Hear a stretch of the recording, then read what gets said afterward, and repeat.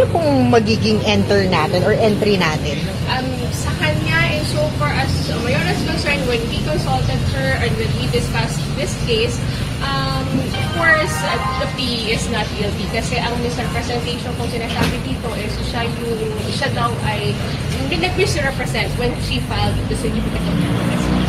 Okay po, may update na po ba yung doon sa citizenship niya? Yun din po kasi wala pa kami update, wala pa tayong pending pa yung sa immigration case, pending pa yung sa cancellation of life verdict, all pending.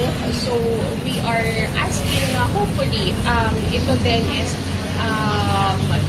wala pa tayong, if we can say it's premature to say as of now na she misrepresented herself kasi in so far as we are concerned, Filipino citizen po siya. Ma'am, despite yung mga pinresent ng Senate regarding proving that she is a Chinese citizen co-opting? Yes, that is our concern then, and with due respect, kasi it's the court that who should decide.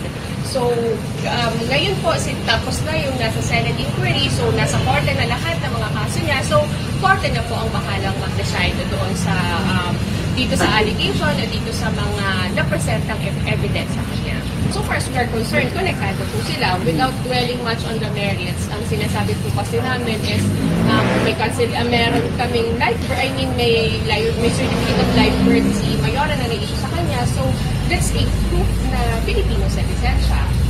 So yun po yung pinakang defense talaga ni Mayora even sa immigration case niya. Okay, so since wala pa naman decision sa cancellation, no?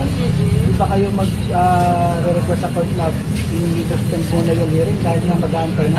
Actually, yun yung isa sa mga tinitingnan or isa rin sa mga basihan po namin sa kung ano man ang gagawin sa next step para sa kanila. I-argue na ba sa court ngayon yan?